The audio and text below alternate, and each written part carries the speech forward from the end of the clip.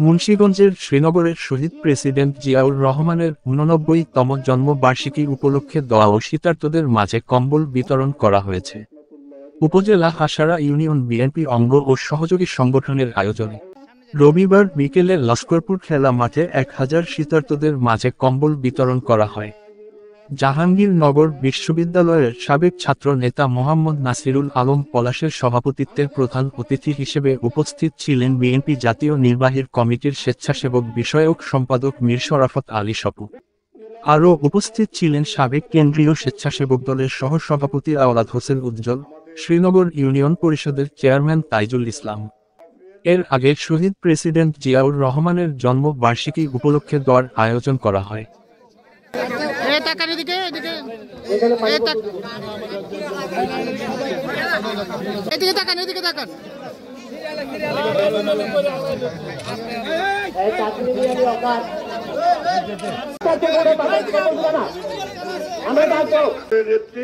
একেই বলে জনগণ। আল্লাহ একটি কথা আছে, আল্লাহ জনগণ যদি তাকে ভালোবাসে আল্লাহ তাকে ভালোবাসে, আর জনগণ যাকে ভালোবাসে না আল্লাহ তাকে ভালোবাসে না। সেটার প্রমাণ শেখ হাসিনা আর খালেদা জিয়া। সেটা আমি আর বিশ্লেষণ করে বোঝালাম না, আপনারা বুঝতে পেরেছেন আমি কি বলতে চেয়েছি। আজকে খালেদা জিয়া বাংলাদেশের গণতন্ত্রের মানুষকন্যা শহীদ রাষ্ট্রপতি জিয়া রহমানের সহধর্মিণী। আজকে খালেদা জিয়া অসুস্থ, তাকে লন্ডনে চিকিৎসা চলছে। আপনারা দোয়া করবেন যাতে করে আমাদের নেত্রী সুস্থভাবে চলে এসে দেশ পরিচালনার কাজ করতে পারেন, দেশের লোকের পাশে থাকতে পারেন। কারণ এই খালেদা জিয়াই গোলাম 1990 সালে আন্দোলন সংগ্রাম করে তত্ত্বাবধায়ক সরকার এনেছিলেন এবং গণতন্ত্র প্রতিষ্ঠা করেছিলেন এই খালেদা জিয়াই। আজকে বিএনপি রাষ্ট্রীয় ক্ষমতাটা ইনশাআল্লাহ বিএনপি যদি মানুষের সেবা করতে পারে, মানুষকে এবং খালেদা জিয়া যখন বাংলাদেশ থেকে তাকে লন্ডনে কাতারের আমির তাকে ভিভিআইপি বেড়ার অ্যাম্বুলেন্স করে, যে বিমানে সাধারণত সবকিছু আছে রাজকীয় যেটা বলে, সেখানে তাকে পাঠিয়েছে, তাকে চিকিৎসার জন্য লন্ডন গিয়েছে না।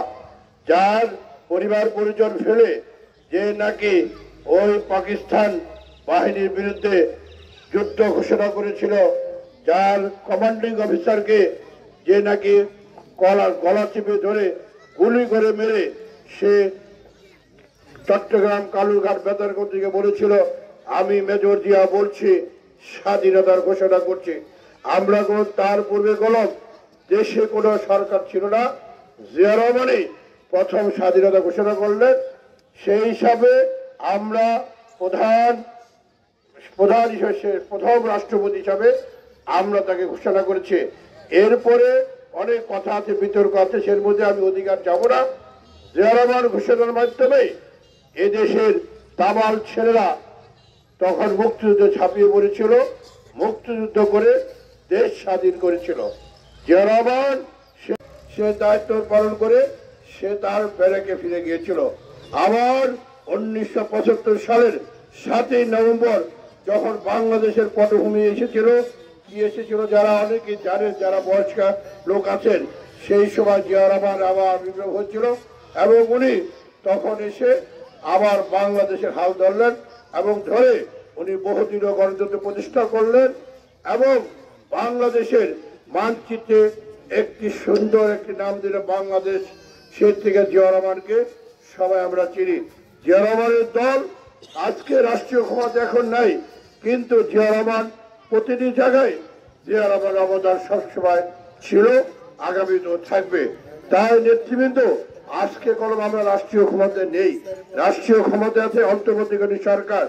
তারপর আমাদের যে কথা বলা, আমাদের যে সামর্থ্য আছে সেই সামর্থ্য মোতাবেক আমরা এই অর্থ এলাকায় মিলে সবাই মিলে আমরা এখানে মানুষের মাঝে যারা এই শীতে কষ্ট করছেন তাদের মাঝে আমরা সামান্য কিছু কম্বল নিয়ে এসেছি।